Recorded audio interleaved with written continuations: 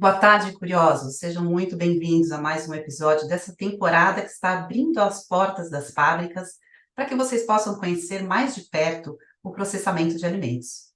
No programa de hoje, a gente vai falar de um alimento que é consumido pela humanidade há milhares de anos, o leite.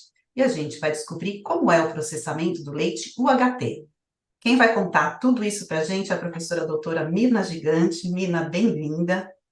Obrigada, Marina. Boa tarde. Boa tarde a todos que nos acompanham. Ô, Mina, você vai contar para a gente todo esse processo da recepção do leite até a embalagem, todo o caminho percorrido, e tudo isso foi gravado dentro de uma indústria, é isso? Conta para a gente onde que você foi para preparar esse material de hoje. Nós gravamos o programa na cooperativa Castrolândia, que fica em Itapetininga, em São Paulo. É uma fábrica moderna, totalmente automatizada e que processa exclusivamente leite UHT. Então, foi um prazer conhecer a fábrica e ter a oportunidade de gravar esse programa lá para trazer aqui para os curiosos, porque é uma fábrica realmente muito top de qualidade no processamento de leite UHT. Muito bom. Bom, e a gente reforça aqui os nossos agradecimentos à Castrolanda e à Tetra Pak por terem recebido a nossa equipe. E você que está nos acompanhando pelo YouTube, participe com a gente, mande suas perguntas aqui no chat, que os professores vão responder durante o programa.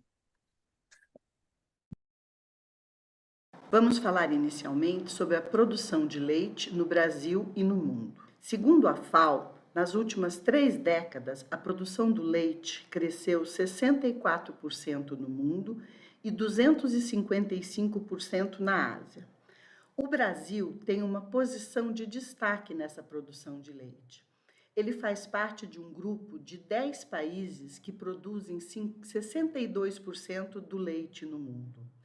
Então, o primeiro produtor de leite sendo a Índia, com 21%, os Estados Unidos, com 11%, e o Brasil, Alemanha, China e República Russa representam, cada um deles, 4% da produção de leite mundial.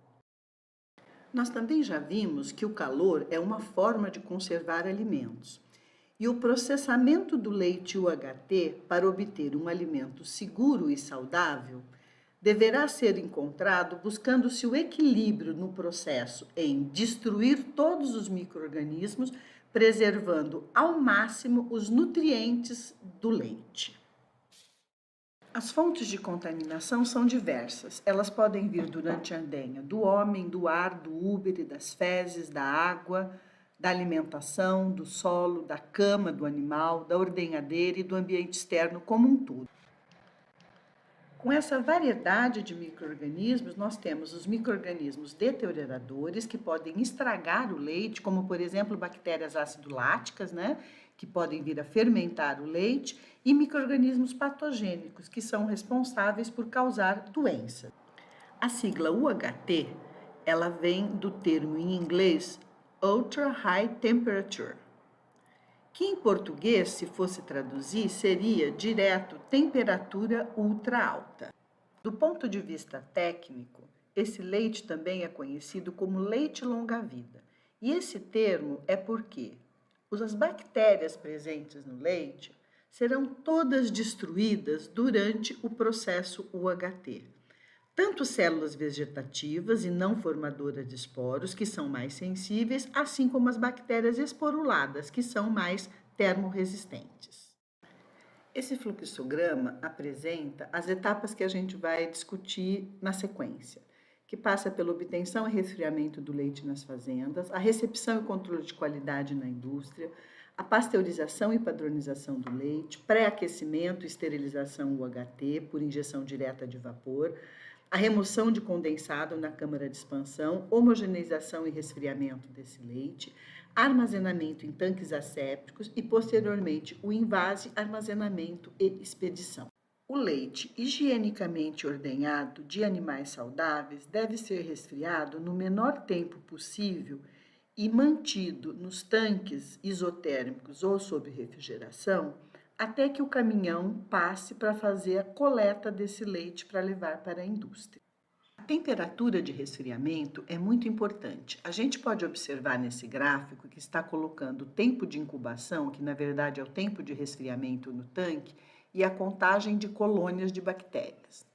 E a gente observa que num leite com aproximadamente 10 a terceira ml, gramas por ml, se esse leite for mantido a 4 graus, ele vai ser mantida a sua contagem ao longo do tempo.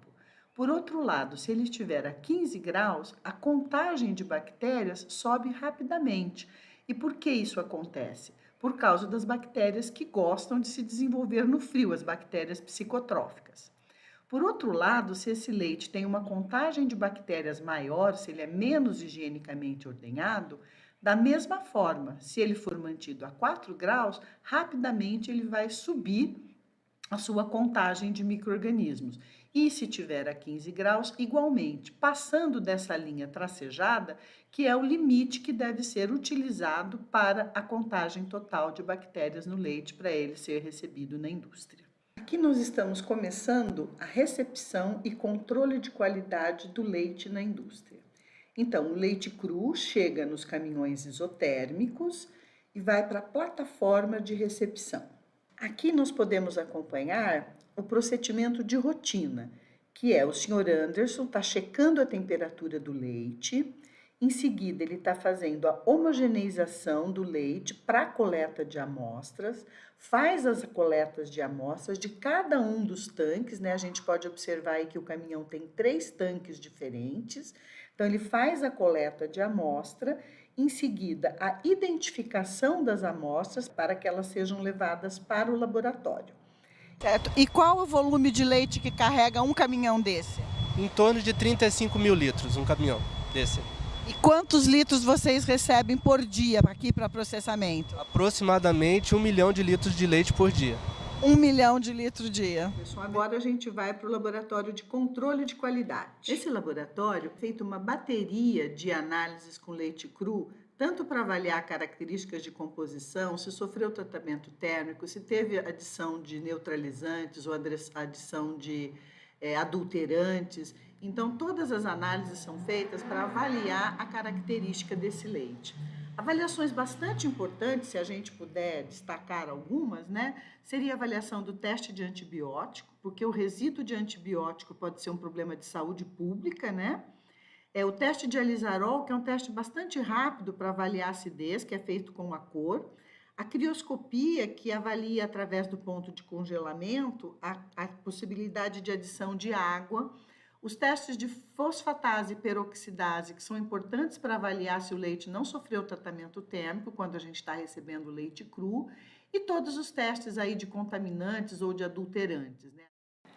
A entrada do leite na fábrica, ela é controlada automaticamente, o que elimina a possibilidade de erros, no caso, né, de processar 1 milhão de litros por dia. Vamos ouvir o que o Marcos tem a dizer sobre isso. Então, Mirna, o processo ele é totalmente automatizado. Uma vez que foi liberado pelo laboratório, essa sala de controle, através de rotinas operacionais automatizadas, vai descarregar esse leite e estocar ele nos silos de estocagem isotérmicos que vão conservar a temperatura desse leite. E durante esse período que ele está sendo, já foi analisado e agora ele está num processo de esperar o processamento, é isso? Isso, ele vai passar por mais uma batelada de análise antes de ser pasteurizado, que é uma pré-etapa do processo de esterilização. No nosso último episódio, a gente esteve numa fábrica, né? Vocês estiveram com o Julian numa fábrica de produção de pães. E lá a gente pode ver, né? Ver amassar, ver a massa, ver o pão, ver o resfriamento. Aqui numa fábrica de leite, a gente não consegue ver nada de leite, né? Todo o processo está acontecendo dentro de tubulações. Então, o tratamento térmico num trocador de calor a placas, desnate, centrifugação, clarificação, tudo isso está acontecendo nesses equipamentos controlados automaticamente por aquela sala de controle que a gente já passou inicialmente. Bom, o que nós estamos observando aqui é um trocador de calor a placas. Nós temos um esquema, né, que está mostrando que está passando de um lado leite, do outro lado meio de aquecimento. Então, existe uma barreira física entre o meio de aquecimento e o leite. Vocês também observam aí uma foto que eu estou ao lado do trocador de calor para mostrar para vocês a dimensão desse equipamento. Então aí, trocando o calor leite com o meio de aquecimento, o leite vai ser aquecido a 72 ou 75 graus por 15 a 20 segundos, fazendo então a pasteurização desse leite. Aqui o leite também vai ser padronizado numa centrífuga que é clarificadora e de padronização. Então, vocês têm o esquema da centrífuga aí, né? Então, o leite entra, ele vai estar sendo passado por pratos e que isso vai estar girando em alta velocidade. Então, vocês podem ver o esquema, assim como uma centrífuga de pratos com a gordura que vai ficando separada aí na parte superior do equipamento, como a gente vê aqui nessa faixa amarela no esquema, né? E a gordura vai estar saindo então. Eu também coloquei uma foto do tamanho de uma centrífuga para vocês observarem, então, a dimensão desse equipamento também. Dessa forma, nós vamos ter o leite integral, que tem que ter no mínimo 3% de gordura, o leite semidesnatado, que pode ter de 0,6% a 0,9% de gordura, e o leite desnatado, que tem no máximo 0,5% de gordura. Então, a gente obtém um leite pasteurizado e padronizado, que vai estar agora pronto para ir para a planta de esterilização. Sim, agora a gente vai conhecer o processo UHT, que nada mais é uma sigla que significa Ultra High Temperature, que é um processamento térmico onde o leite é submetido a temperaturas altas por um curto período de tempo, com a finalidade de destruir todos os micro-organismos vivos e os esporos, a fim de manter esse leite conservado à temperatura ambiente. Muito interessante. Agora nós vamos ver o processo, então. Conforme o Marcos falou, aqui nós estamos observando uma planta de esterilização. Então, inicialmente, o leite vai ser pré-aquecido até 80 graus Celsius, e isso acontece num trocador de calor tubular, onde nós vamos ter novamente uma barreira física entre o meio de aquecimento e o leite. Então, em seguida, esse leite vai receber uma injeção de vapor. Exatamente, aqui nós não temos mais uma barreira física. O leite vai receber uma injeção de vapor e a sua temperatura vai subir rapidamente nesse caso. Nessa figura, a gente pode observar o perfil de aquecimento do leite. No caso da figura A, é que representa o perfil de aquecimento por uma injeção direta de vapor, que é o que nós estamos fazendo nesse processo de esterilização. O vapor condensa dentro do leite, então ele precisa ser eliminado. E isso acontece numa câmara a vácuo, que faz com que a água evapore e o leite se resfrie. Essa câmara a gente observa nesse desenho abaixo, onde o leite está entrando e por diferença de pressão nós vamos ter do vácuo, nós vamos ter a eliminação da água que foi introduzida e o resfriamento do leite à mesma temperatura que ele entrou. A partir daqui, o leite está esterilizado e todas as operações seguintes que vão acontecer têm que ser em ambientes estéreis, em equipamentos que garantam que não vai ter uma recontaminação do leite, porque a partir daqui todos os micro-organismos e todos os esporos foram destruídos, de forma que o leite adquiriu o que a gente conhece como esterilização comercial. Bom, seguindo a linha de processamento, o leite que está padronizado e esterilizado, agora ele vai para a homogeneização. A homogeneização tem a finalidade de quebrar os glóbulos de gordura. Então, a gente observa nessa primeira figura, que é o que está acontecendo, que a gente está vendo no vídeo, o leite é forçado a passar por um orifício muito pequeno, através dos pistões, que vai fazer com que tenha o rompimento do glóbulo de gordura. Então, a finalidade de romper o glóbulo de gordura é evitar que tenha a separação da gordura durante o armazenamento do produto. A homogeneização também acaba afetando o aspecto sensorial, porque a percepção que a gente tem na boca, no momento que toma o leite, se os glóbulos de gordura estão maiores ou menores, é diferente. Então, isso muda a textura do leite. E muitas pessoas erroneamente acham que o leite integral não tem a gordura. Não, a gordura está lá, mas ela foi homogeneizada. Então, bom, por fim, o leite esterilizado e homogeneizado, ele vai para um tanque asséptico de armazenamento. Isso significa que esse tanque ele tem condições de manter o produto estéril enquanto ele espera para ser embalado. Com isso, pessoal, nós conseguimos cobrir todo o processamento do leite, desde a recepção e o controle de qualidade na indústria até o armazenamento em tanque asséptico do leite que foi esterilizado e homogeneizado.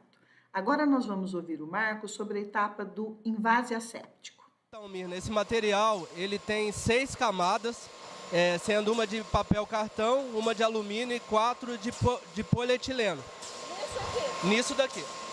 E essas camadas vão impedir que entre luz, que entre micro-organismos, que entre umidade, para conservar o leite estéril na validade do produto, em temperatura ambiente. O material, a bobina vai ser colocada na máquina pelo operador. Essa máquina já foi previamente esterilizada com vapor e peróxido. Esse material vai ser aplicado uma fita lateral que vai fazer a selagem do tubo. Essa embalagem ela é pré-vincada no formato de uma caixa. Dentro desse tubo já estéril de material de embalagem vai entrar o leite, que é o nosso produto, e da dobradora ele vai ser tomado a forma de caixinha, que a gente vai ver no decorrer do processo. Nossa ideia a partir daqui é mostrar como acontece esse invase asséptico. Mas como o Marcos explicou, a máquina de invase ela é esterilizada antes de iniciar o processo. Então, as nossas imagens são a vista possível desse processo.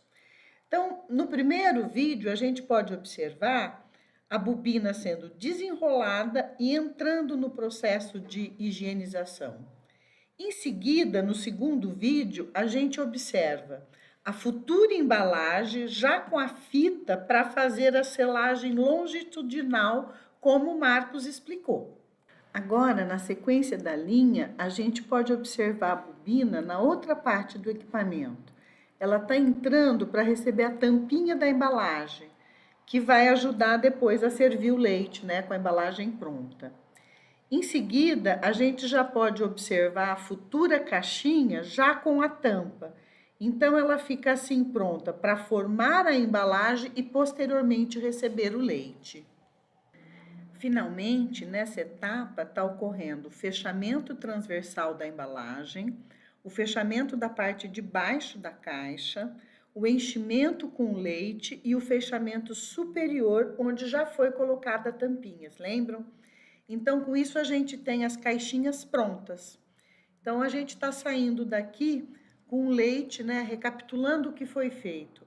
Resumidamente, foi feita a esterilização do leite, foi feita a esterilização da embalagem e foi feito o invase asséptico. Então, o produto não é esterilizado na embalagem. Primeiro se esteriliza o leite, depois se esteriliza a embalagem e faz o que a gente conhece como invase asséptico. Aqui a gente está vendo atrás as embalagens que estão passando, já o leite pronto, que ele está sendo levado para as caixas, para ser feito o armazenamento nas caixas, depois nos pallets, que vão ser colocados no armazém, que nós vamos olhar mais um minutinho lá, a nossa área de expedição. Aqui nós podemos observar 12 caixinhas sendo acondicionadas em caixas de papelão e, finalmente, em pallets que vão ser conduzidos para o armazenamento e expedição. Aqui nós podemos observar o imenso galpão de armazenamento do leite. Mas antes de finalizar, eu gostaria de apresentar para vocês mais alguns pontos que são importantes que dizem respeito ao controle de qualidade do produto final. Um desses pontos é que o leite, depois de fabricado, ele não é colocado no mercado no dia seguinte. E quem vai explicar isso para a gente é a coordenadora do controle de qualidade da empresa, a engenheira Liz Maria Galiano. Aqui, a estufa ela fica a uma temperatura de 36, mais ou menos 1 grau, por um período de 5 a 7 dias. Isso a gente chama de quarentena, onde a gente força esse leite a uma temperatura mais alta.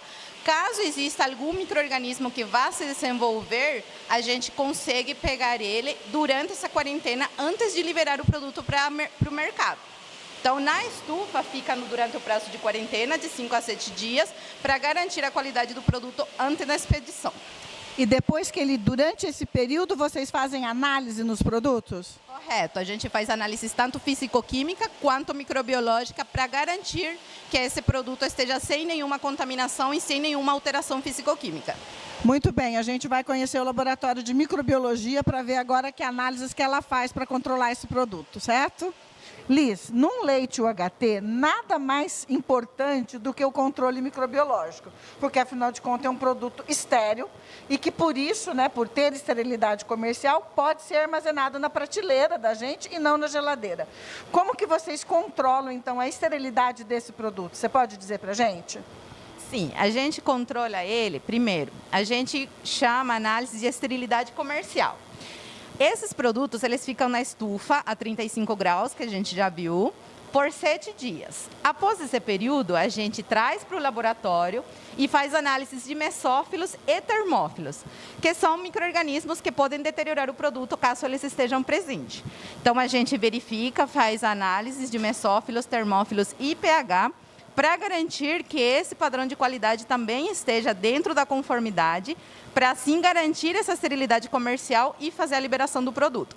Então, o produto somente vai ser liberado após os resultados microbiológicos desses termófilos e mesófilos. Aqui nós estamos na sala de vida de prateleira, que é onde faz o controle do tempo de estocagem desse produto. E quem vai explicar isso para a gente é a Liz, responsável pelo controle de qualidade da empresa. Sim, aqui a gente está dentro da sala, a gente mantém armazenado todos os nossos produtos, todas as produções, e a gente vai avaliando ele com 30, 60, 90, 120 e 150 dias. A gente tem produtos que têm prazo de validade de 120 dias, então a gente vai até essa data, e aí tem aqueles que têm 150 dias. Também a gente vai até o último dia de validade para garantir que a qualidade ainda esteja conforme, mesmo na casa do consumidor. Isso tem alguma relação com, por exemplo, você ter alguma reclamação de consumidor e aí você ter a sua amostra aqui para você poder analisar e acompanhar? Seria essa a finalidade? Sim, com certeza. A finalidade é, caso um consumidor venha reclamar, ou a gente mesmo se precaver que não vai ter nenhum problema na casa do consumidor. Então, a gente não consegue prever quanto tempo ele vai ficar no mercado, se o consumidor vai consumir até o último dia de validade. Mas nós, como empresa, a gente garante que a qualidade vai ser a mesma, desde o início até o final da validade. Muito obrigada. E agora, realmente chegando ao fim do programa, e conforme nós prometemos, o Marcos vai explicar para a gente o que significam os números e as cores nas embalagens. Toda essa codificação que tem aqui só está dizendo para nós qual a máquina que foi feito o envase, o lote, a data de fabricação, o horário da fabricação e a data de validade. São informações que são referentes à rastreabilidade do produto. É para garantir a segurança da rastreabilidade caso aconteça algum problema. E no caso das cores, elas são uma prova de cor da impressão. Quando se cria uma impressão, qualquer tipo de impressão, você tem que garantir que essa cor tenha a arte original. Então, na verdade, ela só está correspondendo às cores que contém na impressão da embalagem. Não tem nada a ver com o processo. Toda essa questão de reprocessamento, isso é tudo fake news, é mito, coisas que infelizmente se propagam, mas não tem fundamento. Muito obrigada pelo esclarecimento aí para os nossos curiosos. Bom, gente, para finalizar, em comemoração ao Dia Mundial do Leite, que é dia 1º de junho, a gente vai fazer um brinde ao leite e agradecer aí a colaboração de vocês para o nosso processamento de alimentos para curiosos. Saúde!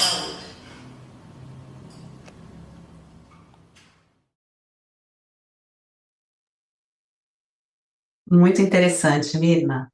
E essencial a sua explicação, né? Porque, como você falou, a gente não consegue enxergar, tá tudo ali dentro, né, das tubulações. Então, foi muito interessante.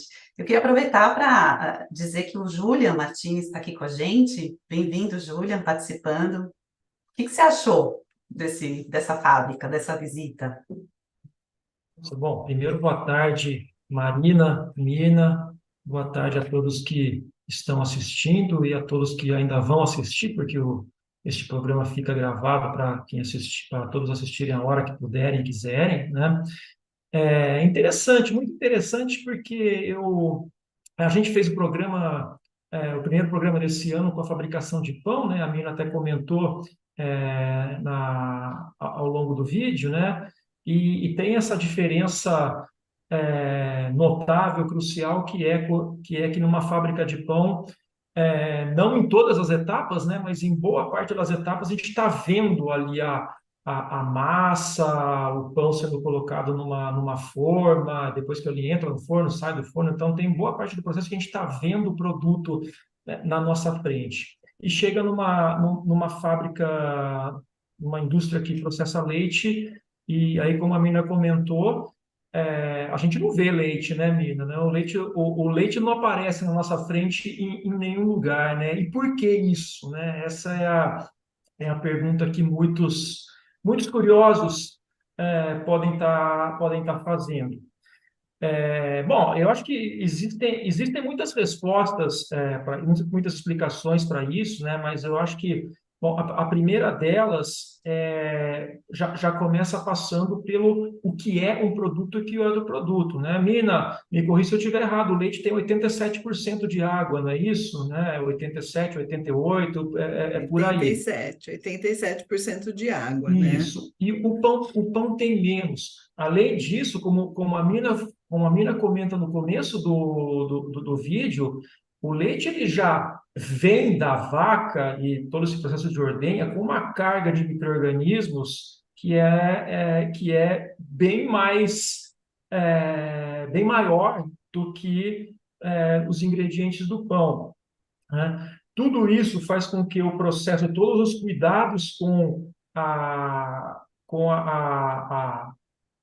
contaminação, então, o que vai acontecer com esse produto ao longo do processo sejam muito mais, em certo sentido, muito mais cuidadosos do que em outros produtos, né? Então, eu pensei aqui em algumas situações, né, que estão ali na nossa frente no vídeo, mas que muitas pessoas não sabem. Por exemplo, tem um monte de tubulações que a Mina comentou, né? Tem tubulação, tem equipamento tudo fechado, né? Essas tubulações têm que ser de um material que não ofereça nenhum risco ao leite, né? Então, assim, não pode ser qualquer material de tubulação, ainda mais considerando que isso vai estar em altas temperaturas. Então, essas tubulações são de quê? De aço inoxidável. Aço inoxidável que vai garantir que não tenha nenhum risco de contaminação e que o próprio material da tubulação não seja danificado, não seja desgastado. Então, aço inox é material obrigatório em indústrias que processam alimentos, especialmente alimentos líquidos, alimentos pastosos, e aí vem uma outra diferença, né?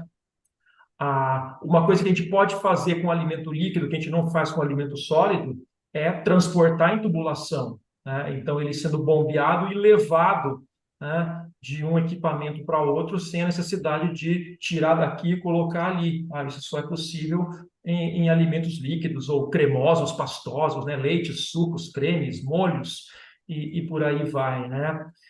Tem que ter muito cuidado também com vazamentos, com contaminações. Então, todas essas conexões entre tubulações e equipamentos têm que ser muito bem projetadas, muito bem feitas, para que não tenha nenhum risco de contato do leite com o ambiente externo, né? Então, assim, é legal comentar que a gente está vendo ali e às vezes a gente não para para pensar que são muitos cuidados ao longo do processamento do leite, né, e de qualquer alimento desse tipo, que acontecem numa indústria e que justificam, né, isso que a Mina mostra para vocês, que a gente não está vendo o produto, ele está todo dentro de um ambiente fechado, porque eles têm que estar protegido do ambiente externo, que também é uma fonte de contaminação, certo?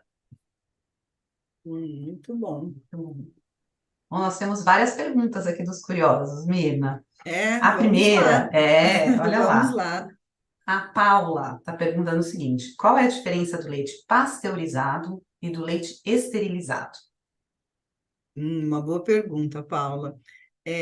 Os dois processos, eles são processos de conservação do leite por ação do calor, mas a intensidade do calor é diferente, né? Então, a gente viu aí que nesse processo você vai de 130 140, 150 graus por 1 a 2 segundos. E no caso do leite, a gente vai aquecer até, no máximo, 75 graus e vai manter isso de 15 a 20 segundos, né? Então, lembra que eu falei da destruição dos micro-organismos, falando das flora, né? Das vegetativas, patogênicos e os esporulados? No caso do leite pasteurizado, a gente não faz inativação de esporos. Então, ele não pode ficar à temperatura ambiente. Ele sofre um tratamento térmico menos intenso, né? E depois ele tem como outra forma de conservação o frio, né? Então, aqueles princípios de conservação que a gente tratou no começo, lá dos nossos curiosos, nos primeiros programas, eles vão sendo associados na conservação do produto, né? Esse produto ele vai sofrer tratamento para o leite, pasteurização, resfriamento e acondicionamento na temperatura de refrigeração.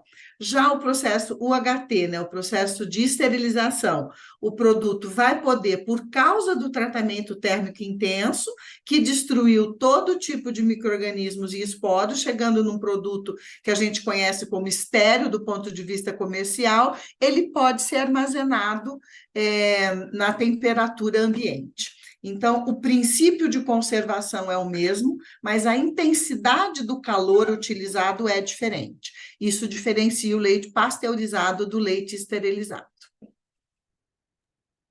E pegando o gancho na sua resposta, o Luiz, ele pergunta assim, como nessa temperatura tão alta não destrói, quer dizer, os nutrientes não são destruídos também do leite?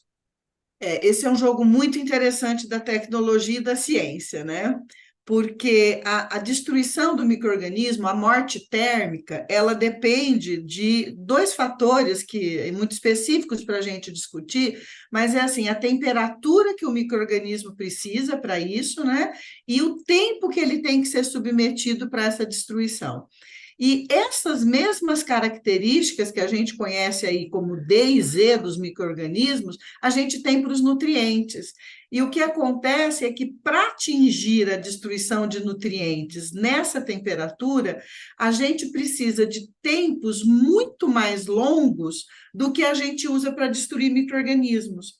Então, eu consigo, né? Você consegue processar fazendo um tratamento térmico intenso que atinge o teu alvo de micro-organismo, que atinge o teu objetivo de destruição de micro-organismos e esporos, mas preserva os nutrientes. Então, se eu chegasse a fazer uma temperatura, um tempo muito mais longo, eu poderia ter um prejuízo, mas não é o que acontece. Então, é o jogo tecnológico, a ciência aí por trás disso, entre a morte térmica dos micro-organismos e a condição necessária para a destruição e inativação de nutrientes. Pequenas perdas certamente acontecem, mas não que justifica a perda de qualidade nutricional do leite de modo algum. Muito importante. O Carlos está perguntando de onde vem esse vapor que é misturado ao leite, e ele também pergunta se pode estar contaminado. O vapor não vai estar contaminado, mas quem explica isso para a gente vai ser o Júlio, viu? Acho que é melhor. É um vapor sanitário, mas está com o Júlio. Esse vapor, né? Então, Carlos, é importante ter colocado, porque sim, de fato, né? O vapor que é usado no processo UHT, nesse processo UHT que a menina mostrou, é um vapor que vai entrar em contato com o leite, sim, tá? Então ele vai ser fisicamente misturado ao leite, e é lógico, né? Se a gente está tão preocupado com a redução com a eliminação dos micro-organismos desse leite, que é o que configura o processo de esterilização, obviamente esse vapor ele não pode estar contaminado com micro-organismos, assim como também não pode estar contaminado com nenhuma outra substância, nenhuma outra impureza que venha a comprometer a qualidade do leite. Então, a Mina comentou, né, agora sim, o nome que a gente dá a esse vapor que é usado no processamento do leite, que é colocado em contato com o leite, é vapor sanitário ou vapor culinário, né? Então, são termos técnicos usados para vapor que vai ser colocado em contato com o produto, né? Então, esse vapor, gente, vapor, não tem jeito, o vapor vai ser produzido a partir de água, tá? Não tem milagre. Então, a água que vai ser usada para a produção desse vapor tem que ser uma água que esteja totalmente descontaminada, que esteja purificada, livre de substâncias indesejadas e, obviamente, livre de micro-organismos. Então, todo cuidado tem que ser tomado para a água que vai ser usada na produção desse vapor também esteja segura para ser usada no alimentos. E a produção do vapor, aí tem diferentes formas de produzir vapor. Toda produção de vapor a partir de água vai envolver aquecimento, né? Então, aquecer, fornecer calor para a água chegar até a fervura e se transformar em vapor. Isso pode ser feito em caldeiras, isso pode ser feito em tanques de aquecimento, com aquecimento elétrico, enfim, existem diversas maneiras de produzir vapor a partir de água. Nesse caso, o que a gente tem que garantir é que essa produção passe por todos os cuidados assépticos que o leite também passa. Muito bom. Obrigada. Eu vou pegar carona também na Jéssica, porque ela fez uma pergunta ainda aí sobre o vapor. Então, vamos complementar. Ela pergunta assim, se tem essa injeção de vapor direto no leite, isso não vai adicionar água ao produto? Não, não vai adicionar água ao produto, porque lá na câmara de vácuo vai ter a remoção da água que foi condensada no produto, né?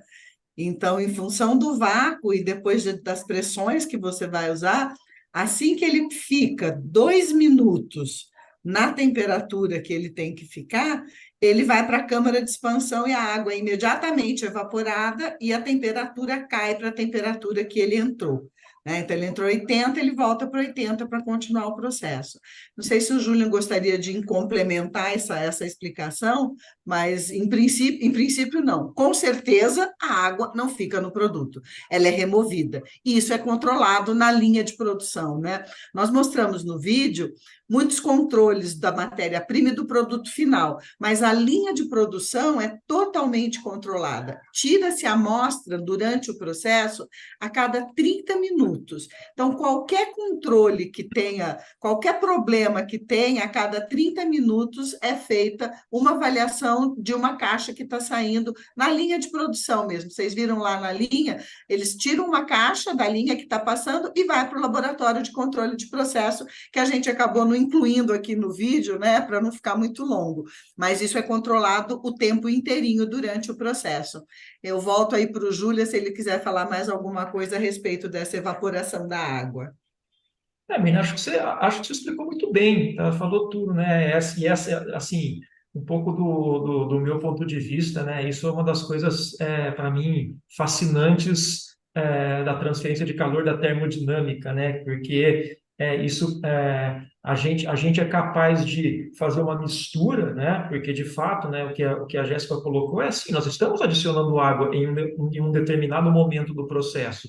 Essa água está sendo adicionada em uma determinada condição na forma de vapor para aquecer o leite, mas é possível configurar, ou seja, ajustar a pressão e a temperatura logo na sequência para fazer com que exatamente a mesma quantidade de água que foi adicionada seja removida. Certo, Mina? Então, o balanço disso, né, a soma disso é zero. Né? O resultado é que a quantidade de água no leite antes e depois do processo é exatamente igual. Até falei, 87%. Né? Então, o leite, se ele entrou com 87%, depois de injetar o vapor e remover essa quantidade de água, ele termina com os mesmos 87% de água que ele tinha. E o que você colocou é importante, né? Se o controle de qualidade, em determinado momento, detectar que o leite está, eu vou chutar, com 90% de água, é porque alguma coisa no processo está errada. né? E aí vai ter que parar a produção, parar a linha e fazer ajustes para corrigir esse problema de processo. Então, isso é detectável e o processo automatizado da fábrica evita que esse problema aconteça. Perfeito, muito obrigada. Obrigada, Júlia. Tem uma pergunta da Laís. Ela diz o seguinte: alguns leites UHT encontrados no mercado têm estabilizantes e alguns não têm, né? Qual que é a explicação para isso? Tem alguma? Os estabilizantes, eles são utilizados como uma forma de estabilização de proteína no sistema, né? Então, são citratos, polifosfatos, né?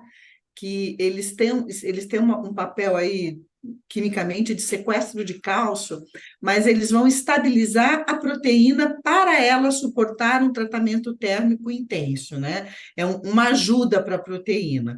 Mas a gente tem outros recursos tecnológicos que garantem essa estabilidade, que pode ser sem o estabilizante.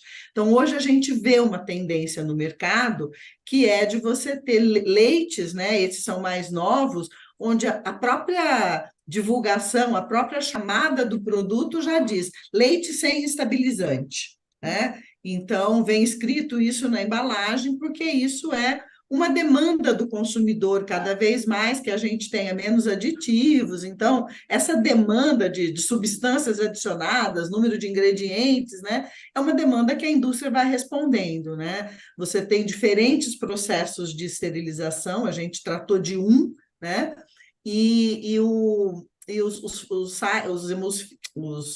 os estabilizantes, eles são utilizados como uma conservação física do produto. Isso não tem nada a ver com segurança e não tem nada a ver com micro-organismos no produto. Ele não é um conservante.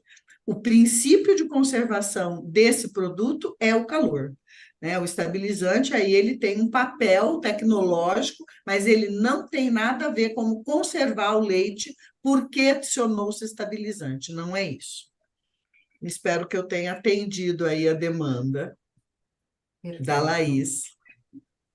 Laís, se tiver mais alguma dúvida, escreve lá, que ainda dá tempo. A Adriana quer saber o seguinte: se o leite sai do caminhão e vai direto para o processo, como se diferencia o leite integral do semidesnatado do desnatado? Não, isso não, ele vai direto para a planta ele depois de armazenado no tanque, né? Ele vai para a planta de pasteurização inicialmente. E durante esse processo é que a gente faz a padronização do leite. Isso vai acontecer, a gente mostrou uma centrífuga, né? Que é uma centrífuga padronizadora. Então, ela tem aqueles pratos que a gente mostrou lá, então são pratos empilhados, né?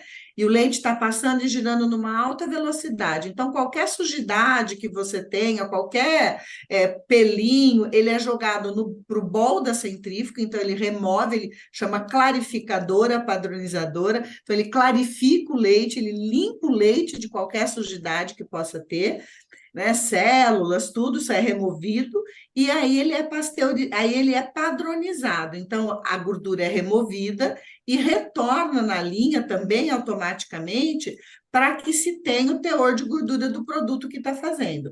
Então, no primeira etapa, depois que ele entra na fábrica, na fábrica ele é pasteurizado, tá? Padronizado, e é também nessa fase, caso o produto seja adicionado de estabilizante, é que ele recebe o estabilizante. Tá? Então, isso acontece antes de entrar na planta de esterilização. Quando ele entra para esterilizar, ele já entra com essa condição do teor de gordura do produto final estabelecida lá na planta primeira de pasteurização e padronização. Entendi. Bom, temos uma pergunta aqui sobre a limpeza. Como é que é feita a limpeza dessa tubulação toda, né?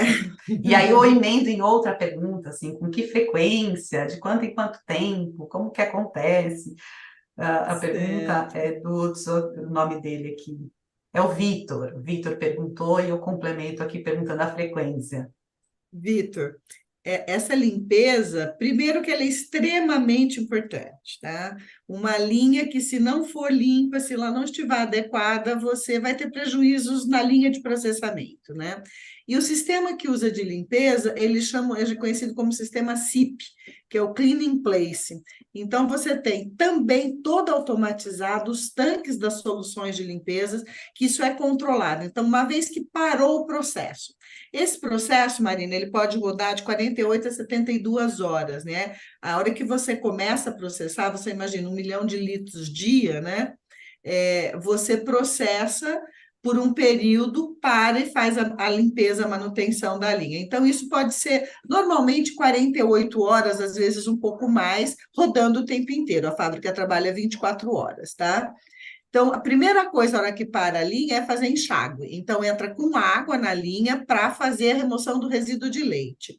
Depois, essa linha recebe uma solução de soda, né, aquecida, então passa a soda pela tubulação. Foi por isso que o Júlio falou que você tem que ter tubulações inertes, que vão nem transferir coisas para o produto, né, e serem de fácil limpeza, né? A gente pode comparar isso aqui com a panela na casa da gente, né, as que são de inox e as que são de alumínio ou de outro material, né? Mais fácil limpar de O que você está inox. explicando, Mirna, é o equivalente a esfregar a panela, só que numa indústria, né? É isso? Equivalente a esfregar a panela, exatamente. Né?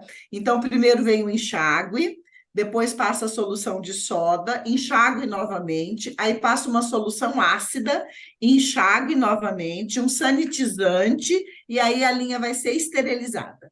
Então, a própria linha é esterilizada com vapor para você ter essa característica de manter o processo.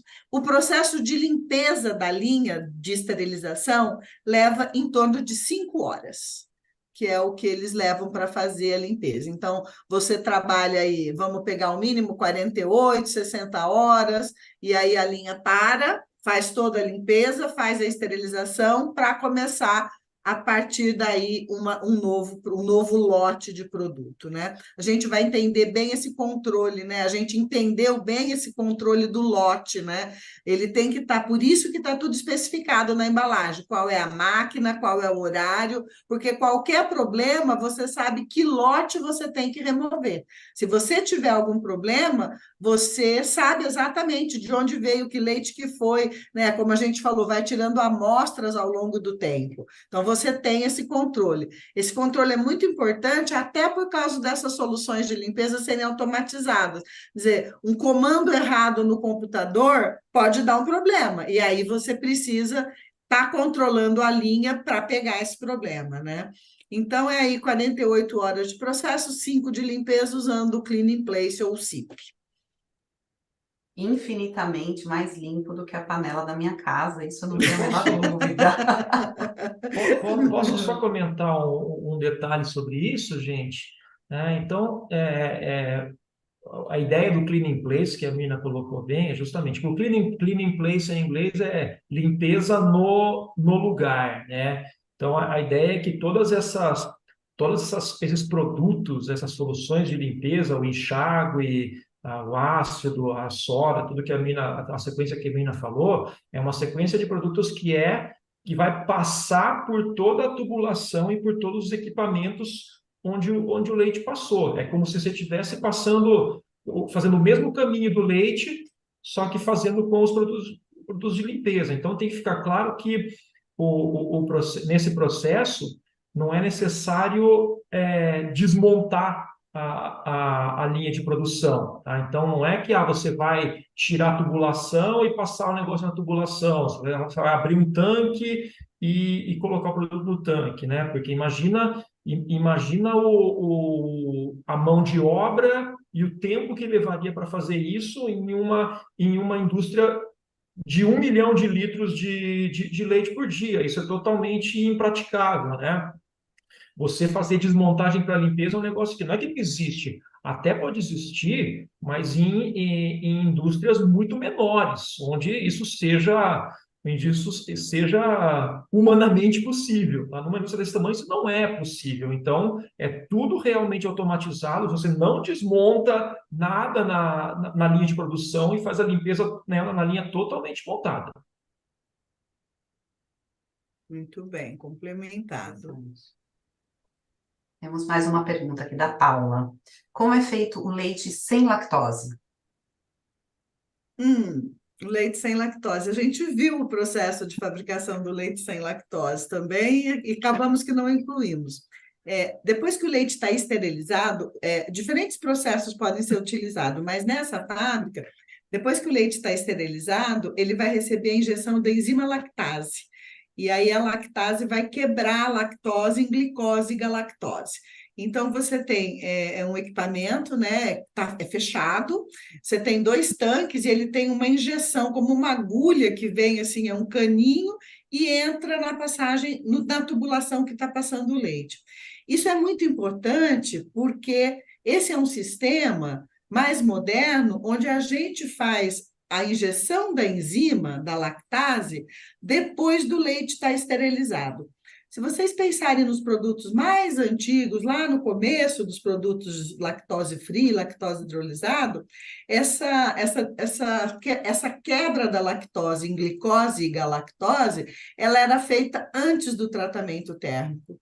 E aí, durante o tratamento térmico, a gente tinha um escurecimento do leite, por causa de reações aí da glicose, né, com os aminoácidos. Então, a gente tinha um escurecimento desse leite. Então, tinha um leite mais marronzinho, né? Mais parecia um leite com café.